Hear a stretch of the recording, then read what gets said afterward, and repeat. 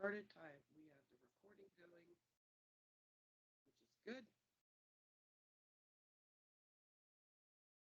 So I want to thank everybody for joining us here today for our Small Business Legal 101. We thank you for taking time out of your busy day to join us for this live webinar with Ty Zeller, who's a certified business advisor with the UHV Small Business Development Center. Today we're going to focus on the information a small business owner needs to know throughout the business legal life cycle of owning a small business. Just to give you a couple of tips for how today will go. Number one, the webinar is not to be considered legal or tax advice. The webinar is being recorded. We would like if you use the Q&A for your questions, but go ahead and use the chat to introduce yourself. This is a great way to network with like-minded people who are either small business owners or entrepreneurs. So share your name, where you're joining us from, and maybe how we can get in touch with you, like your LinkedIn address or email. Excuse me.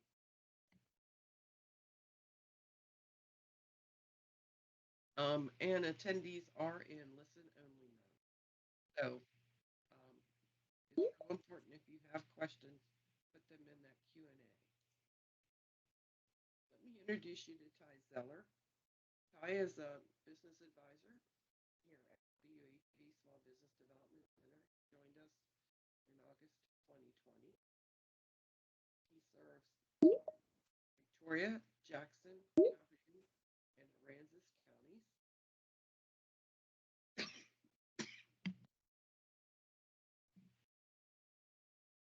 Excuse me. Your voice never goes until you want to use it.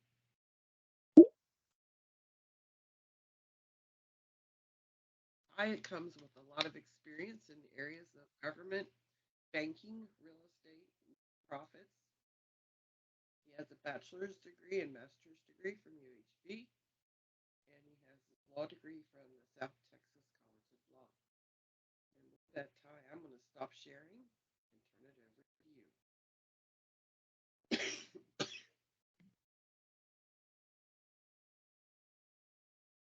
Okay, Jean, can you see my slide? No. Okay, what do I need to do? Click the share and then select what screen it is that you want to share.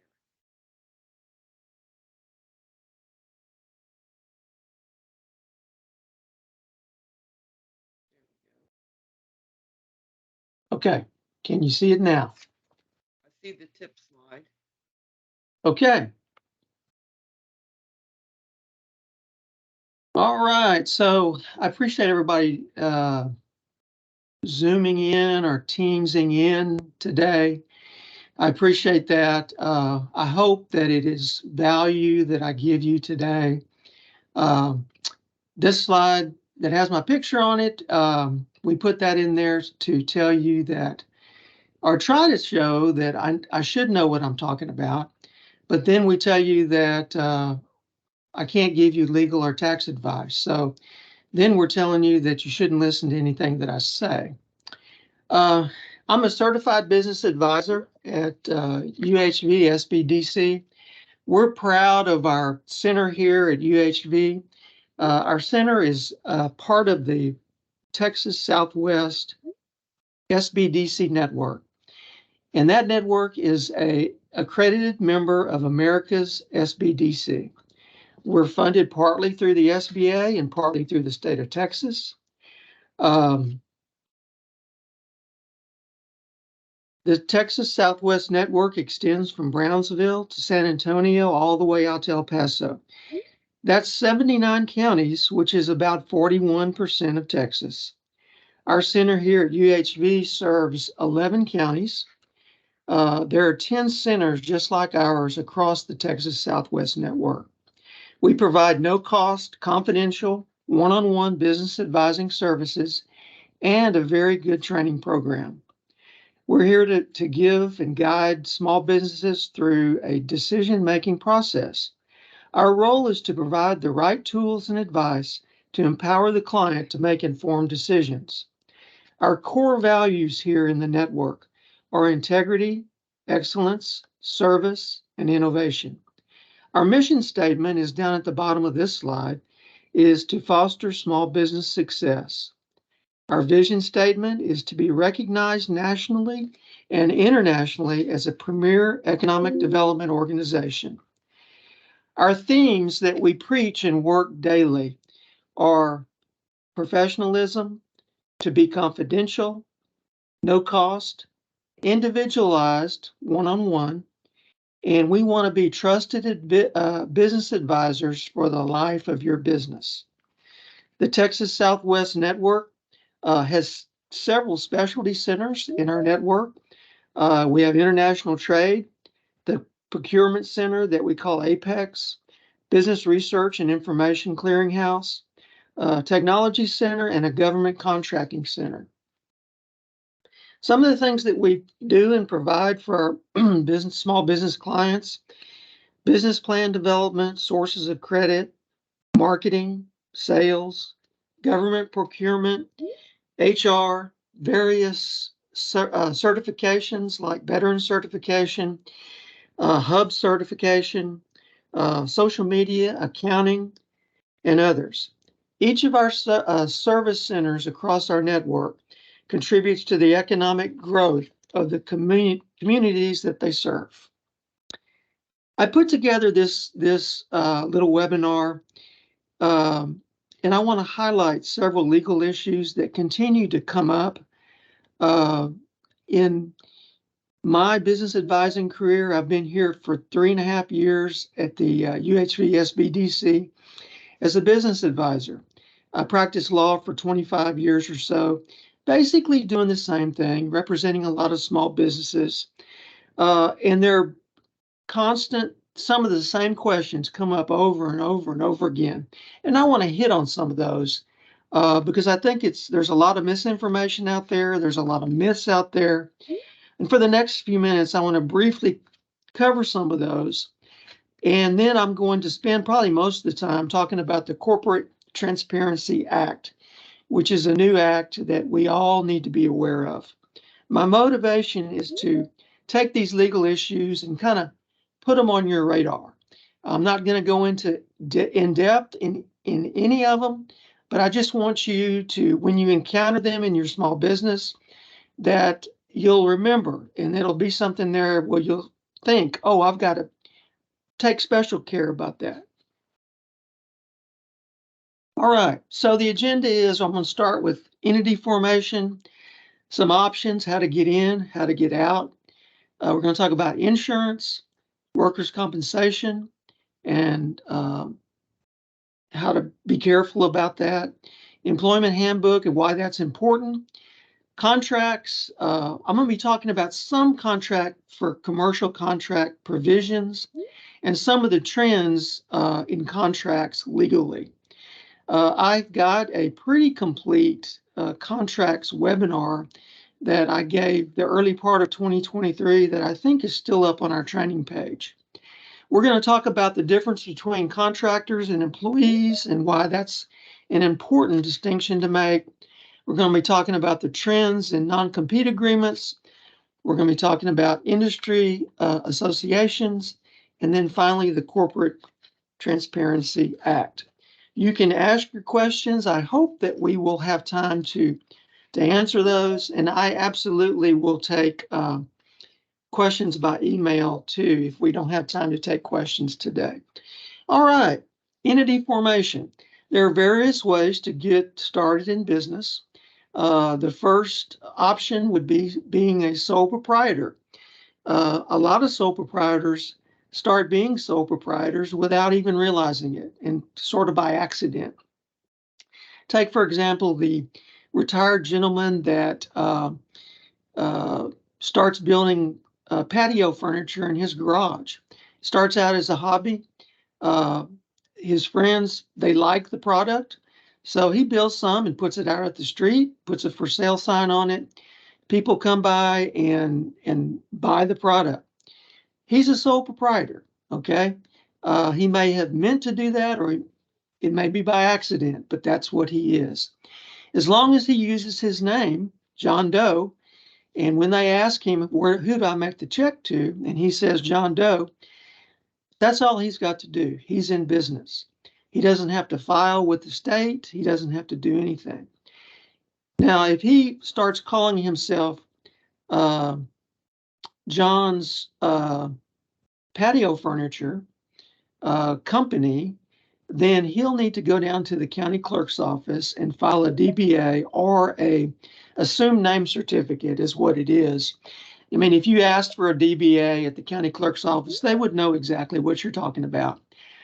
Because state law says if you operate a business in any other name besides your name, then you need to file a DBA certificate. So the public will know exactly who it is they're dealing with.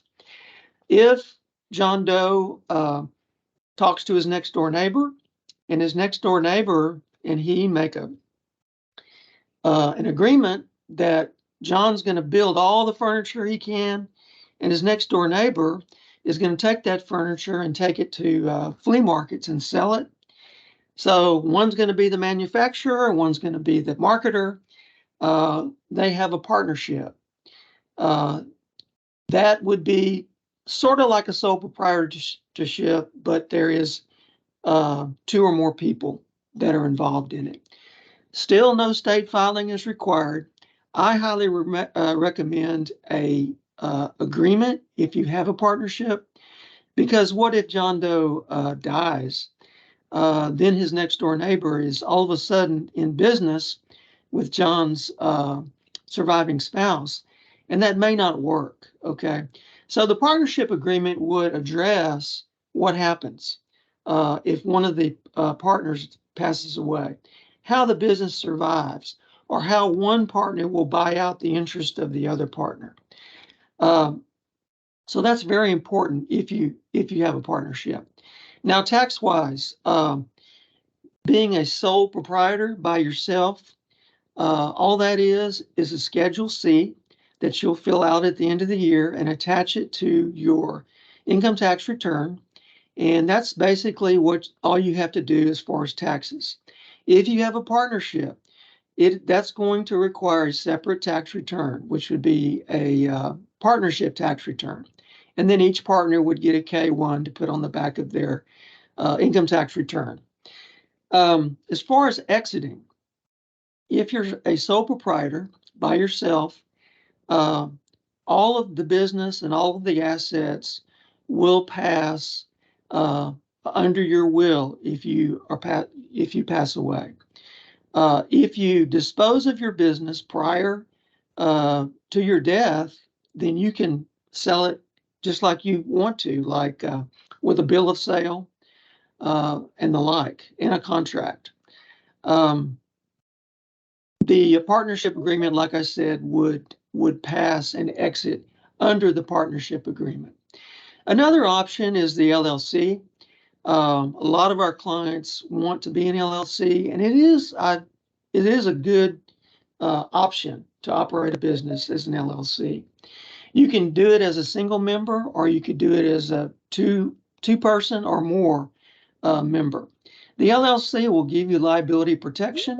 In other words, I guess a good way to describe it is you can, if your LLC gets sued, you can stand back and point and say, no, that's not me, that's the LLC. I work for the LLC, but the LLC is different. And when you form an LLC, it draws a curtain, a liability curtain between you and the business. You do have to file that with the Secretary of State. You can do that online. The fee is $300. There's a small online fee. I think it's $15, $20, something like that. Or you could use LegalZoom or Taylor Brands or InkFile or 100 other businesses out there that will do that filing for you. I kind of recommend using one of those other businesses, only because the Secretary of State's platform is terrible. It's a terrible platform. I mean, it is possible to do it and to use it. It's so much easier to use one of these other companies, and they charge an extra $50 or $75 to do it for you. It's well worth the money. They provide you resources, they provide you documents that you're going to need, and their platform is so much easier to use. Be aware that those third-party companies will try to sell you things that you don't have to buy. They'll sell you a thing called government compliance, which is basically filing your franchise tax return for you. You can do that. Excuse me. You can do that yourself. They will offer to be your registered agent, which you can do yourself as long as you have a physical address where somebody is, uh, either lives or somebody does business. That's what's required. You don't need to pay the $50 or $75 a year for them to do that for you, but you certainly can. The important thing is, when you have an LLC, not only do you have to file your franchise tax return every year by May 15th, you need to keep everything separate. Okay. Don't pay your grocery bill out of your LLC account. Don't pay your light bill out of that account. Uh, I recommend that you keep minutes at least annually. Hold a meeting, even if it's just you that's the sole member. Have a meeting with yourself and document that. The things that you talked about with yourself. It takes a little bit of mental gymnastics, but you need to document that these are the things that I thought about. These are the things I want to do. These are the things that I authorize myself to do. A bank, when you go down to, when you form your LLC, okay, you're going to get your paperwork back in digital form that's going to have your certificate of formation on it. You want to take that certificate, go to the IRS website, and get an EIN number. The application for an EIN number will ask you for your certificate number. So it's important that you get the LLC first before you get your EIN. Then you'll need to go down to the bank and open a business bank account. The bank is going to want either an operating agreement or they're going to want a meeting minutes that authorizes you to open a bank account. I recommend that you have an operating agreement. The operating agreement says what happens in the event you're incapable of operating the business, in the event that you pass away. The operating agreement says how you can and the options you have to exit the business. If you fail to pay your franchise tax on May 15th, which most small businesses that we work with here at the SBDC don't owe a franchise tax, but you have the obligation to make that return, the tax return. That can be done online, literally in 60 seconds or less. Most of our clients file what's called a no tax due return. And basically, the comptroller wants to know what your gross receipts were for the previous year. And you enter that information and you push submit, and then it's done. If you fail to do that, your LLC will be forfeited. Now, once it gets forfeited, you can get it reinstated. However, it's a 6-step process to get it reinstated.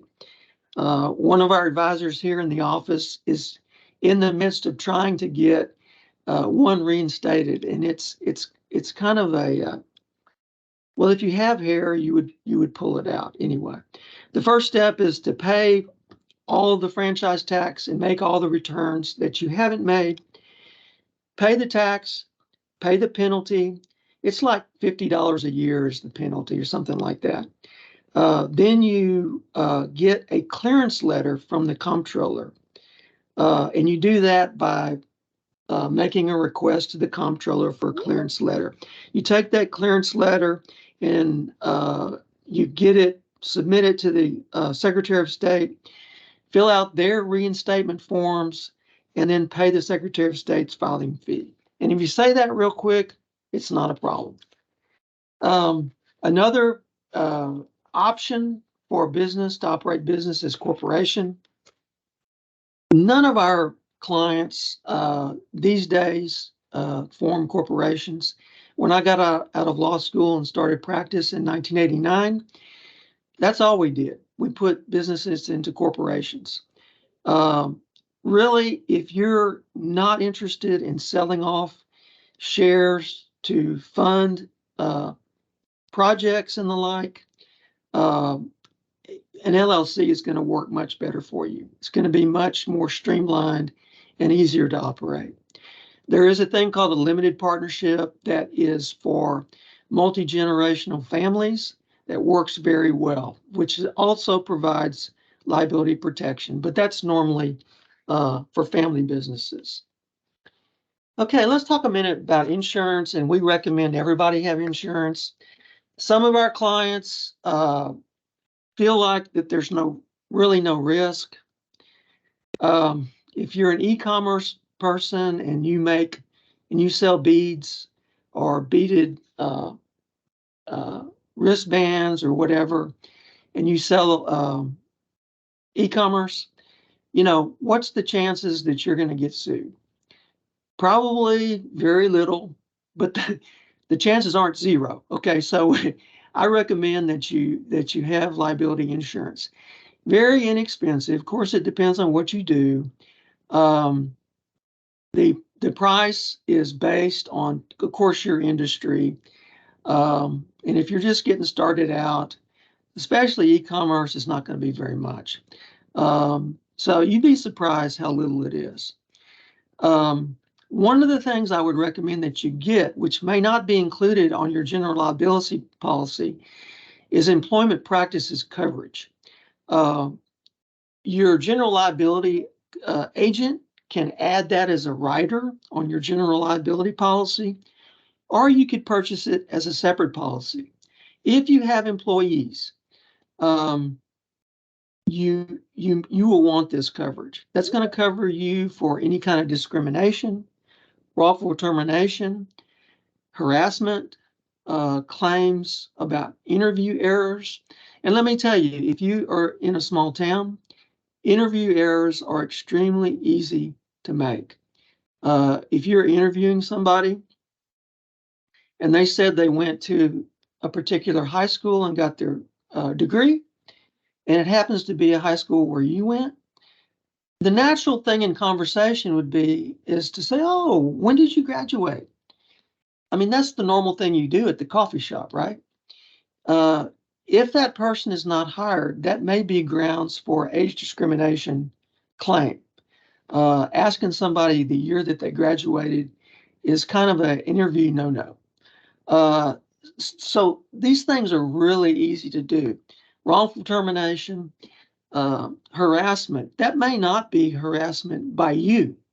That may be that one of your employees is harassed by another employee and you didn't do enough to prevent it. So these things can come up so easily, and all it takes is a claim to be made. The biggest benefit of liability insurance and employment practices insurance is that the insurance company is contracting to protect you, and they will supply you an attorney, and they're going to pay that attorney, and that attorney represents you, not the insurance company. That is one of the biggest expenses of an insurance claim is the attorney's fees. So, that general liability policy, employment practices policy is basically buying you a big old mean attorney that's going to stand between you and the person that's trying to get money from you. Businesses that advertise bonded and insured usually are not bonded and insured. They may have an insurance policy, but normally they don't have a bond. The difference between an insurance and a bond, insurance protects the business owner, okay? And a bond protects the customer. So somebody comes out to your place of business, is going, a landscaper, a tree trimmer. They're going to have insurance that protects them if they happen to drop a limb on your neighbor's house or whatever. It's going to protect them from those kind of damages. However, if they walk off the job and they leave the job half done, it looks terrible. Uh, a bond would protect your customer. Normally, government jobs, big, large corporations that contract out work will require a bond. Bonds are, there can be a completion bond, which is if you don't complete the job, the bonding company will come in and complete the job. If you fail to pay your contractors, your subcontractors, and they put a lien on your customer's property, the bonding company will come in and take care of those liens. So just keep in mind the difference is the bonds protect the customer and insurance protects you, the small business owner. Workers' compensation. Compensates the worker for on-the-job injuries, both for their medical expenses and their wages. There's no requirement in Texas to have workers' compensation insurance. Texas and I think Wyoming are the only two states where it's not required. So you don't have to have it. We recommend highly all of our clients have workers' comp insurance if you've got employees. They charge by the job category and the wage that it's paid. If you're in the oil field business and you've got people that go out on an oil field site, that's going to be one of the more costly workers' comp premiums. Okay, if your job has anything to do with ladders or being lifted off the ground, those are the more costly. If you have office workers and sales staff only, that's one of the more affordable and inexpensive job categories. Understand what workers' compensation is. The workers' compensation system is based on an exchange, so that if you have workers' comp insurance, your injured employee that's injured on the job, regardless of fault, cannot sue you. In exchange for that, they're automatically covered for their medical expenses and partially for their wages when they're off of work and they're not being paid. So it's an exchange. The employee gives up his right to sue the employer, and the employer insures the employee, and it regardless of fault. If the employer gives the employee faulty safety equipment, okay, doesn't matter. The comp system will take care of that employee and will protect the employer as well. The employee cannot sue the employer. Now, if an employee is injured, there may be other people around that could get sued, like the manufacturer of the piece of equipment that injured him, the other company that had employees on the job site that has something to do with his injury. He could definitely sue the other employer. But there's just this one word of warning, okay? Twice since I've been here at the SBDC, I've had small business owners tell me, I don't need workers' comp insurance because all my workers are covered by health insurance. Don't fall into that trap, okay? Because this is what's going to happen. If you're in that situation and your worker is injured and goes down to the doctor's office and gets treatment, if the doctor's office will treat them because of the on-the-job injury, many times they'll tell them to go to the emergency room. But if the doctor's office will treat them, the employee presents their medical health insurance card and they're treated. That bill is going to go to the insurance company. The insurance company is going to see that that's an injury related health condition, they are going to contact the worker and ask how that injury happened. When they find out it was an on-the-job injury, you, the business owner, are going to get the bill. The insurance company is not going to pay that. That's going to be your responsibility. And the hard part is, what if it's a serious injury? Okay. What if the employee is permanently disabled? That is serious and huge liability. Don't get in that situation. So that's just a warning. I've heard it twice in the last 3.5 years, so I know that probably that myth is out there. Employee handbook. Okay, employee handbooks are really important.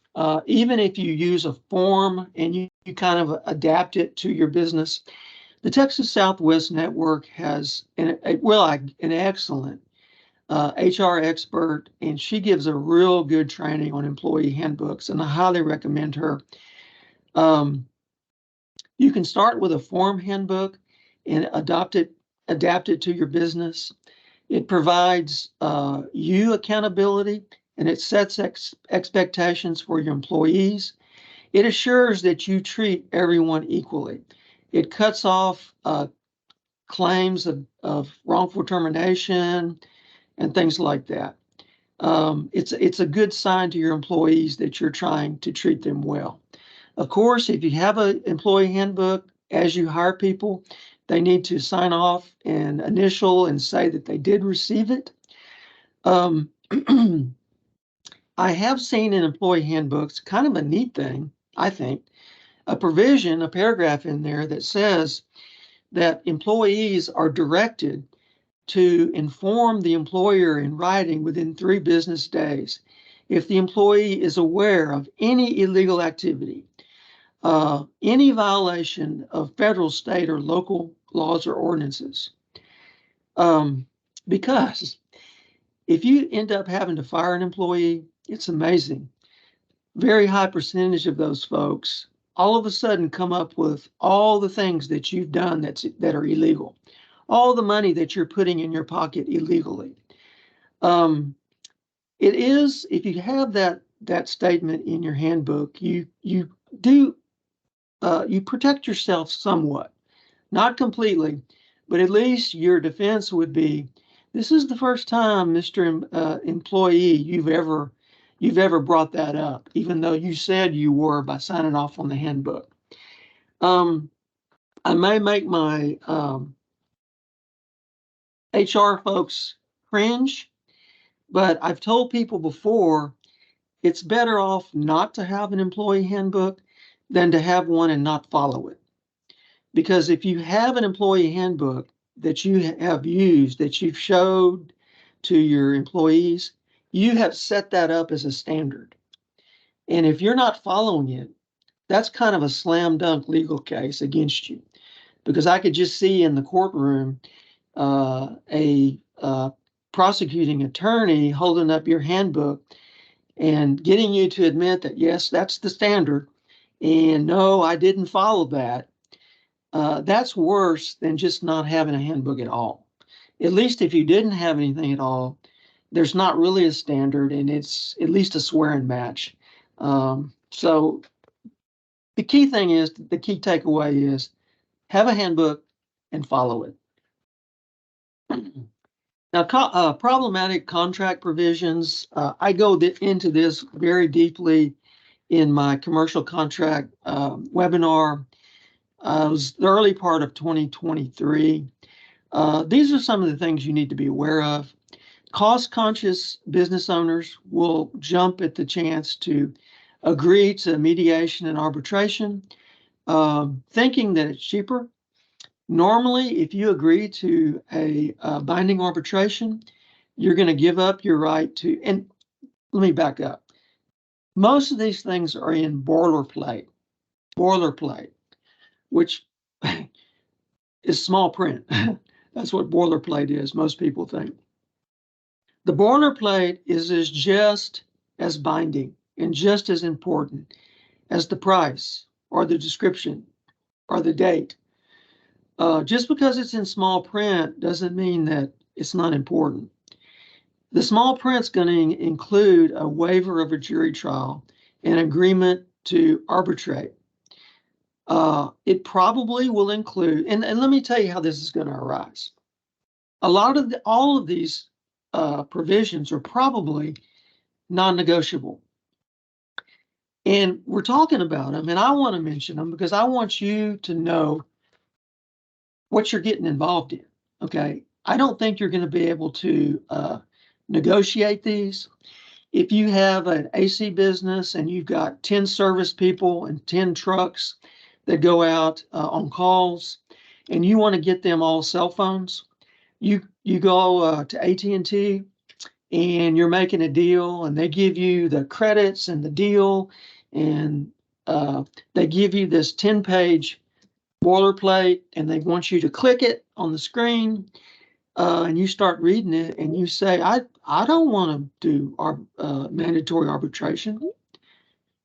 They're going to say, well, take it or leave it. I understand that. A lot of these are not negotiable, but at least you need to know what you're getting involved in. Arbitration is going to make you waive jury trial, and it may want you to arbitrate in New York City or in Los Angeles or somewhere where you aren't. And all of a sudden, that jury trial in the courthouse that's down the street from you is a lot less expensive. And just be aware of what you're agreeing to. Force majeure clauses. Nobody really, it never came up on anybody's radar until COVID. Force majeure is a French word that means major force or superior force. We used to call that an act of God. In other words, something that a party or both parties had no control over. Narrowly drawn force majeure clauses would apply to things like hurricanes or tornadoes. And that would relieve one party or both parties from performing on a contract. If your building got destroyed by a tornado, your force majeure clause may relieve you of performing under that contract. A widely drawn force majeure clause would cover a lot of different things. We found out in COVID, the first time that anybody ever pulled out their force majeure clause. Well, first of all, didn't even know what it was, but they pulled it out and started reading it. Some of them were drawn broadly enough to apply to COVID and the supply chain disruptions caused by COVID. If you remember, we had a nationwide 14-day shutdown, or 10 days, or whatever it was. Broadly drawn force majeure clauses covered that. Narrowly drawn are not going to cover that. They're only going to cover things like a storm that cuts the power, or a tornado or hurricane. Just be aware. You might want to look at your force majeure clause. There's a trend in the law about formation by email. If you do a lot of bargaining by email, you need to watch out for this. This is a trend in the law. There's a case that where a grain grower and a grain buyer routinely would go back and forth in negotiating price and quantity and quality. And in their course of business for years, the buyer would draft and physically sign a contract after a verbal agreement, snap a picture of it with his cell phone, and text it to the seller, who would respond by saying by text, "Looks good," "Okay," or "Yep," a YUP. That actually was in the court documents. Then they came upon a time where the buyer did the same thing, took a picture, texted to the producer. The producer responded with a thumbs up. Okay. The goods were not delivered. The buyer sued. The court said, of course, the issue to the court was, what does that mean? Does that thumbs up mean, yes, I accept those terms? Or does that mean, I got your text and I'm going to think about it? The court concluded that a reasonable bystander viewing the multiple similar previous transactions would objectively conclude that the parties had reached a meeting of the minds and that the thumbs up indicated an acceptance of the contract. There are a lot of cases like that. Now, that particular case is a Canadian case, but it does represent a trend in the law. Real estate agents, I'm a real estate broker as well. Real estate agents for a number of years have put a sentence on the bottom of their emails by their signature that says nothing in this email shall be construed as an offer of a contract or acceptance of a contract, because that stuff happens in real estate transactions. And, don't give a thumbs up. Be very clear about what you're saying. Okay, choice of law or venue. Many times the boilerplate is going to have you agree that any dispute under this contract will be adjudicated under the laws of California or the laws of New York. You don't want that. Okay, you're going to want your home state, because who knows what the laws of California have to say about this contract. It's going to say that if you file a lawsuit under this contract, it must be brought in Harris County or in wherever, Austin, in Austin, Texas. That would be terrible. Also, the statute of limitations in Texas for a contract is 4 years. Often the boilerplate will change the statute of limitations from 4 years to 1 year. You come in to your lawyer's office after the year, your lawyer will deliver the bad news to you that you agreed to change the statute of limitations. Surprise, surprise. Liquidated damages is something that you can use to your benefit. If you're hiring somebody, a contractor, to build a building for you, and it's important that they get through on time, liquidated damage clause will basically charge them for every day that they're late. Sometimes it's $100 a day, sometimes it's 1,000, sometimes it's more, depending on the size of the project. Sometimes that is the only hammer that you're going to have, short of filing a lawsuit, to get your contractor to get through with the project. Okay, important, employee and contractor. What is an employee? What is a contractor? Let's say your business, the electricity goes out in your building, your machines stop. You call an electrician in the city where you live. The electrician drives up with his truck with the name on the side, brings a helper with him. They work all afternoon. They get your machines up and running, your business is running, and they leave. You get an invoice in the mail. It's got the trip charge, it's got the labor time, it's got all the materials, it's got a price at the bottom, and you write that company a check. Obviously, a contractor, okay? Then you have the other side of the spectrum. You have somebody in your office that's an administrative assistant. That person is supposed to be there at 8 o'clock in the morning, work to 5. They have an hour off for lunch. If they need to take the day off for personal matters, they need to give you as much notice as possible. Their duties are to do all the invoicing, do all the bookkeeping, answer the phone, greet guests, make coffee, whatever.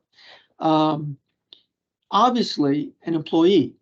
Now, between the electrician and the admin, there's a lot of gray area. There are a lot of different tests out there. Different governmental entities use different tests. The IRS for years has used a 20-point test to determine whether somebody is an employee or whether they're a contractor. It's not clear a lot of the times, okay? But the IRS got a test, the Workers' Compensation Commission, Texas TWC, they're concerned about unemployment insurance premiums, okay? And they're going to want to know whether that person working in your office is that an employee or a contractor? They have a test for that. The Department of Labor has a test, okay? Because if that's a contractor, then the Fair Labor Standards Act does not apply. But if they are an employee, the FLSA does apply. So the Department of Labor is trying to get the different entities to use the same test. And they're boiling it down to three factors. Behavioral, in other words, does the employer control and show how to do the job? Is the employee available for other jobs? I mean, can the employee say, okay, well, I'm leaving now. It's 11 a.m. I'm leaving. I'm going to work at another job for a while. Are they able to do that? Number two, financial. Who determines the price and how it's paid? Who provides the tools and who pays the expenses for the job? And three, what's the relationship? Is the employee or the worker a key part of the business? The admin, of course, is a key part of the business. So the impact of those distinguishing between an employee and a contractor, number one is your taxes, your withholding taxes, your unemployment taxes that you need to pay. Number two, who gets covered by workers' comp? And number three, liability. If it's an employee, you're going to be on the hook for any kind of damage that they cause. Okay. So that needs to be under your general liability policy, and make sure you're on the same page with your GL carrier as to who works for you and who doesn't. So those are some big implications, and to be careful with that. Non-compete agreements, every state is different.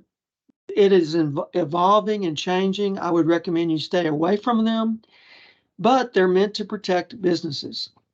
They arise in two different ways.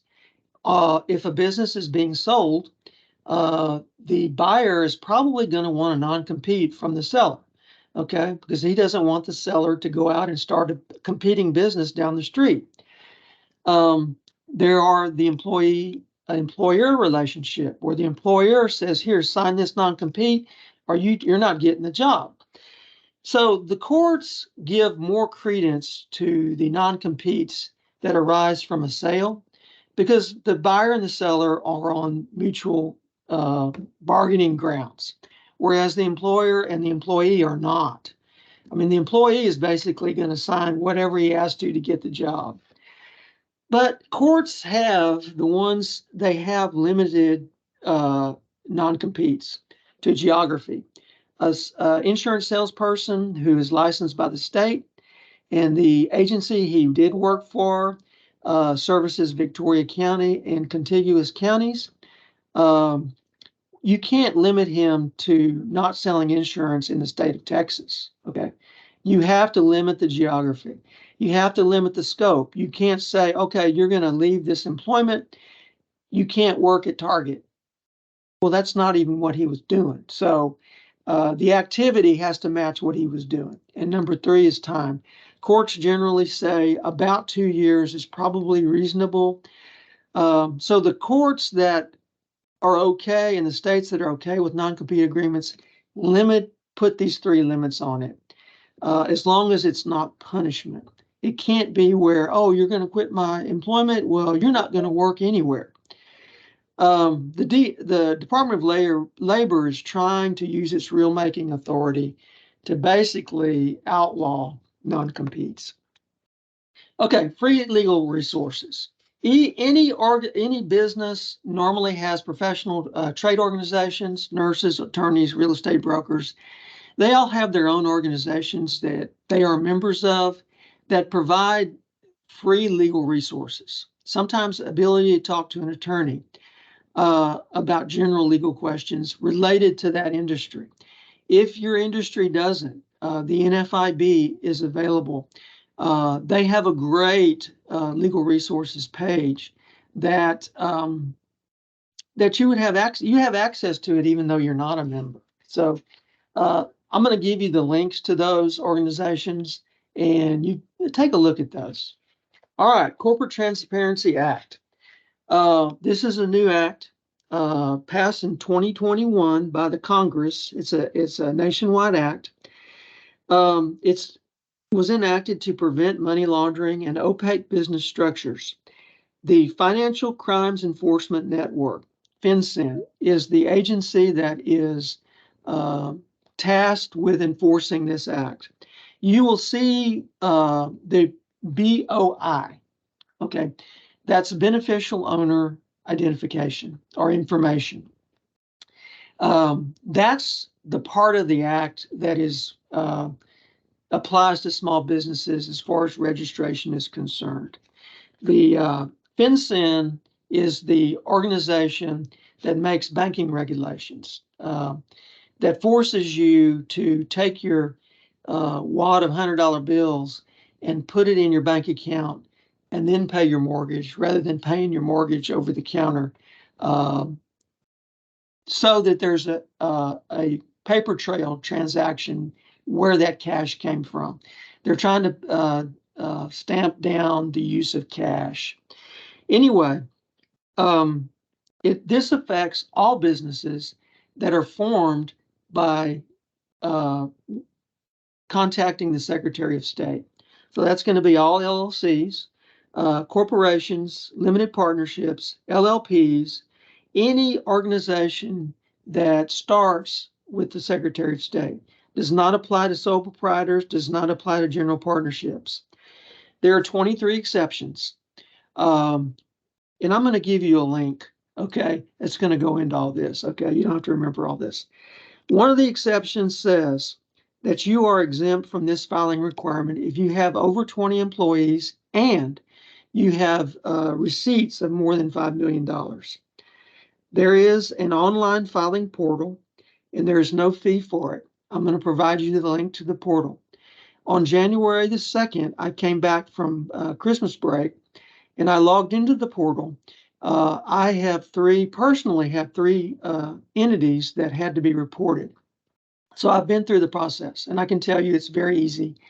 Doesn't take very long. The first question is this an existing reporting entity? And the answer is yes, if you were in existence prior to January 1st of 2024. Okay, so that's going to be just about everybody. Once you populate that box, it will give you all the questions to answer. The information that you're going to provide is the company name and address, the EIN number. You're going to provide information on all the beneficial owners. A beneficial owner can arise in two different ways. It can be an owner that has 25% more ownership or is a decision maker, or not a decision maker, someone that has substantial control.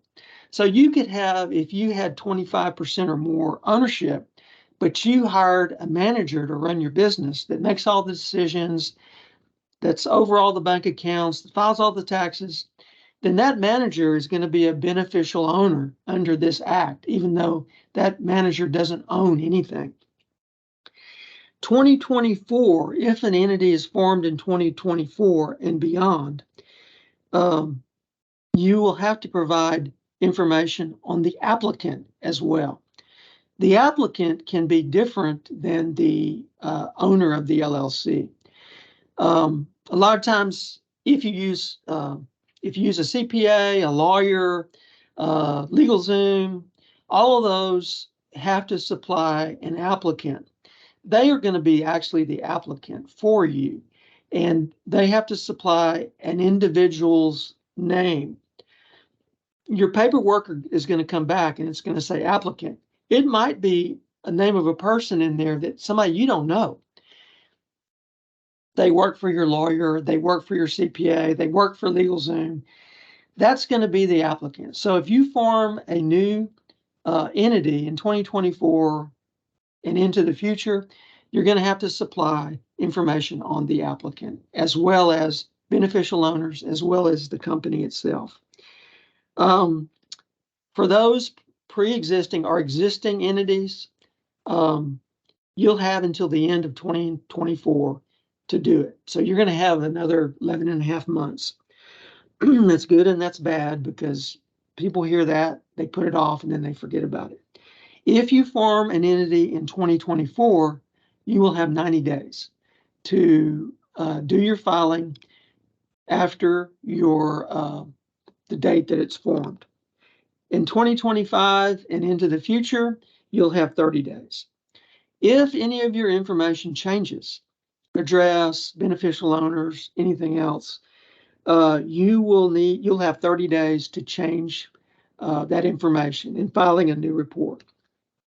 The penalty is criminal penalty is 2 years in jail, in prison, up to a $10,000 fine.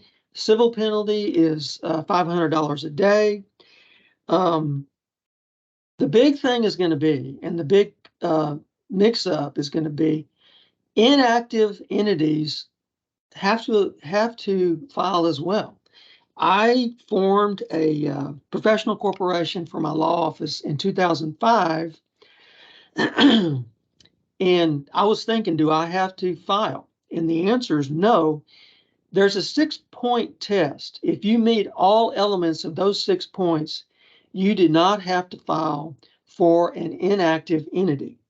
If you're in existence prior to January 1st of 2020, if you're not engaged in active business, if there's been no change of ownership in 12 months, if it's not owned by a foreign person, if you've not sent or received $1,000 in the last 12 months, and if your entity does not hold any assets, then that inactive entity is exempt.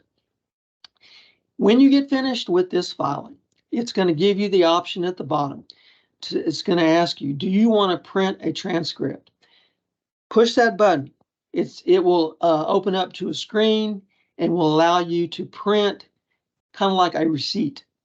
That's going to be your proof that you filed. Okay. I wouldn't trust. I think this is a good platform, but I wouldn't trust it. I'm going to want some proof that I did my actual filing. I save it as well electronically, save it to a PDF, save it in the cloud. Save that thing everywhere you can, because you're going to want proof that you did that. This is a one and done filing. In other words, once you file it, you don't have to do it again unless your information changes. These are the links that I've talked about. This is the reporting site. This is the handout, Introduction to BOI Reporting. This brochure, I think, is the 4-page brochure. It has the links on there to the 75-page manual that the Department of Treasury puts out. If you have trouble sleeping, you could look at that, but that will have the answers to most of your questions in it. We're happy to take questions by email or phone here at our office. And I'm not sure if we have any questions now in the chat. Jean, are you there? I'm here, Ty. Yes, we do have a couple of questions. Okay. Let me pull up the Q&A.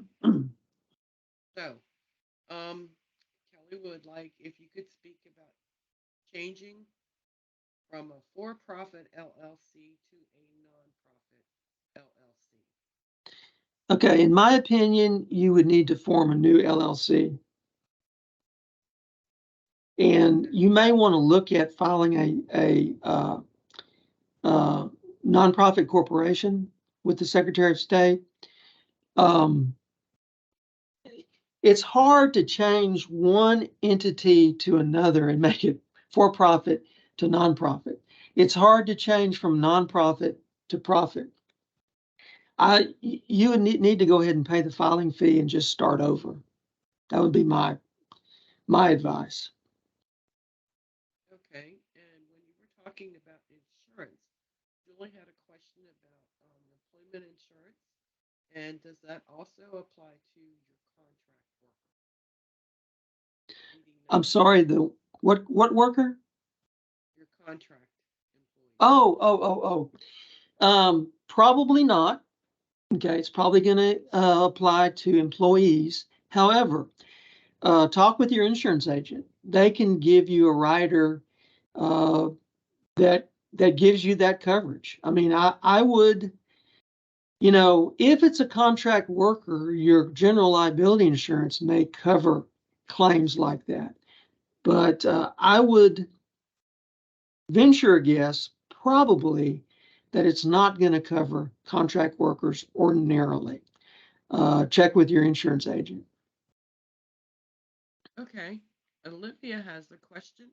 She'd like to know if your business is in telehealth, does workers' comp still apply? In this instance, everyone is working from home. In my opinion, I think workers' comp would apply. You need to talk with your workers' comp carrier, and if you don't have one, talk with a workers' comp carrier. If you're interested in that. Now, just because you work at home doesn't mean you're not at risk. Uh, Work at home workers deal with files and electronics, and I mean there is possible dangers and on the job injuries that could happen. I mean, moving big file boxes, you could easily hurt your back. That happens all the time. I mean, that could be covered. Um, so check with your insurance broker. Okay. And Julie has a question about the BOI information, and she wanted to know if sole member LLCs, if they were not exempt or are exempt. They're not exempt. Okay, unless you meet one of the other exemptions, which would mean you would have to have more than 20 employees and more than $5 million in receipts. Okay. And Jessica would like to know if retirement benefits are mandatory to be offered to your employees in Texas. No, Okay. And Chris wanted, and this is from 2 minutes ago, so it's my belief it's about the BOI information. Could you explain the information on the applicant part again? okay. So if your entity was formed prior to 1/1 of 24, you will not be asked about an applicant. Okay. The applicant is the person that actually pushes the submit button. That may be the secretary or admin in your lawyer's office. It may be the admin in your CPA's office. It may be the worker that works for LegalZoom. Whoever pushes that submit button is the applicant. Also, an applicant can be the supervisor of the person that pushes the button. Okay, so the CPA whose secretary submits your application is the applicant. The CPA and the worker both have to be identified. And it goes into that in detail in the handbook, the long handbook. So an applicant, um, yeah, is anybody that files the LLC application on your behalf. Now you could do it yourself. If you log into the Secretary of State's website and you fill in the information and you put in your credit card and you push the button, then you're the applicant. Okay, so your paperwork is going to come back. It's going to have your name in there as the applicant. If you pay your attorney to do it, there'll be another name on there. It won't be your name. Okay, it'll either be your attorney's name or somebody in your attorney's office. I hope that answers the question. I think so. I am not seeing any other questions. So, with that, we just want to remind everyone you will get a copy of Ty's slides. You will also, in that, get a link to the recording. It takes a little bit to process, so um, it doesn't come out right immediately following this. In addition, you'll get a copy of the transcript. And because there's so many things, so many tips that Ty gave that are in that transcript that weren't on the screen, and that's great. But we want you all to have access to the information. And the final thing is a link to a 5-question survey. It takes less than a minute. Let us know how we did, and also let us know what other types of webinars you would like us to present for you. Maybe you want to know about contracts. Maybe you want to know about, it's getting time for appraisals to come out. So let us know what you would like to know about. Did you have anything else, Ty, you'd like to share? Not really. I mean, we can't give legal advice. We can't give tax advice. But what we say, we want that to at least raise red flags for you so you know when to reach out for a professional. Okay, and I see there are some questions in the chat. Um, and I will take those, send them to Ty, and we'll try and get you an answer to your questions. That's Allie and Elizabeth. And so, with that, we thank you all for being here today. We appreciate it. Look forward to getting an email from me. I am sorry you can't hear me too well. I think it's whatever's going on with my head. And yes, I will be including Ty's contact information in that email. So you will have the ability to reach out to Ty directly. And with that, we will see you at our next webinar. The next one will be on Tuesday. And we're going to talk not only about personal credit, but business credit. And so with that, thank you guys for being here. Thank you, Ty. All right. Bye bye. Bye bye.